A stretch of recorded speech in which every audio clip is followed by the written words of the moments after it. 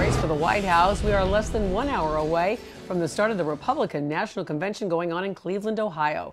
In fact, tens of thousands of people are expected at this event this week. And Local 10 News reporter Glenna Milberg is one of them. She joins us live from Cleveland with a preview of day one. With tens and thousands of my friends so far. Hello, everyone from Cleveland.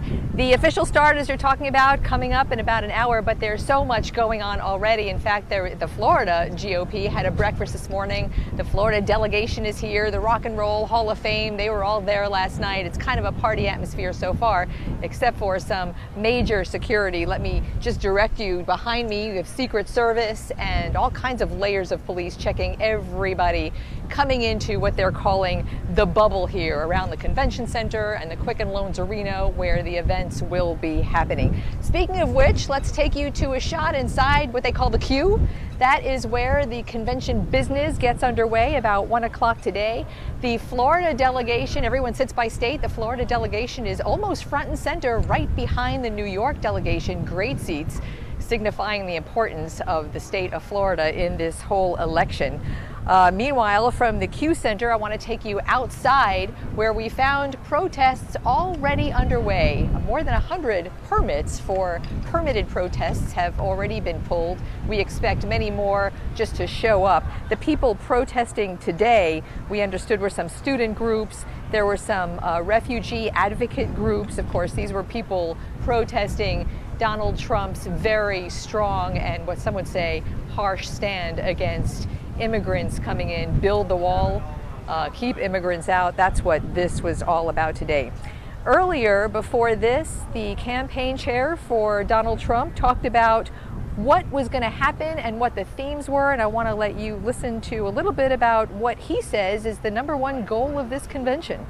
The goal of the overall convention will be to present Mr. Trump not just as the political figure running for office, but as the father, as the businessman, as the compassionate human being that he is when the spotlights aren't on and when he wasn't running for president. And to do that, all of the Trumps are coming, including Melania Trump. His wife will be the headliner today. She's speaking. We understand Donald Trump and she are flying in today. He will speak tonight to introduce his wife. Also speaking today, former New York City Mayor Rudy Giuliani is here, former Texas Governor Rick Perry, and anyone remember Scott Baio from, Happy Days, the 80s sitcom star. And Joni loves Chachi too, says Bill Damas, the photographer. So why is a sitcom star speaking today? Well, he is a huge Trump supporter, and he says Trump asked him to do so.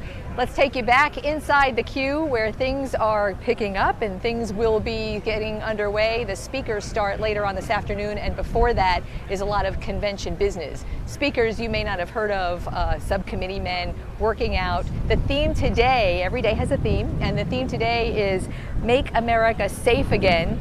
Wednesday it'll be Make America Work Again. Everything a play on Donald Trump's theme of Make America Great Again. Everything has a theme. So today it's all about safety. They'll be talking about homeland security, foreign and domestic security, security here front and center as we've been talking about. And I will tell you that the police union here has asked Ohio Governor John Kasich to temporarily suspend the state's open carry law because anybody here who has a weapons permit is able to openly carry their permit. There are police officers here who will tell you that that is going to pose a challenge to them in crowded situations, but the Ohio governor said that is not something that I am able to do or am going to do. And so, Christy Constance, that is the very latest from Cleveland at the moment. I'm going to send it back to you.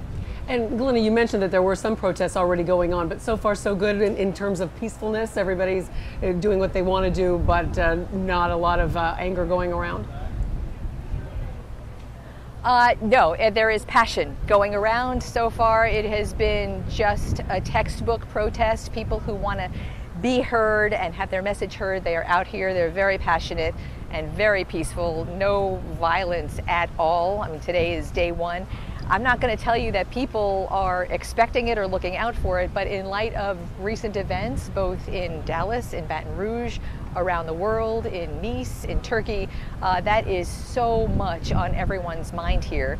And I think people have been briefed to be aware, be looking out for something that you may not expect. We know that it's the lone wolf that it poses the greatest challenge, because that's something that there is no intelligence for. And so right now, all systems go and all systems are good. That is good news, but it is certainly a volatile time. We'll be checking back in with you a bit later on this afternoon. Thanks a lot, Glenna.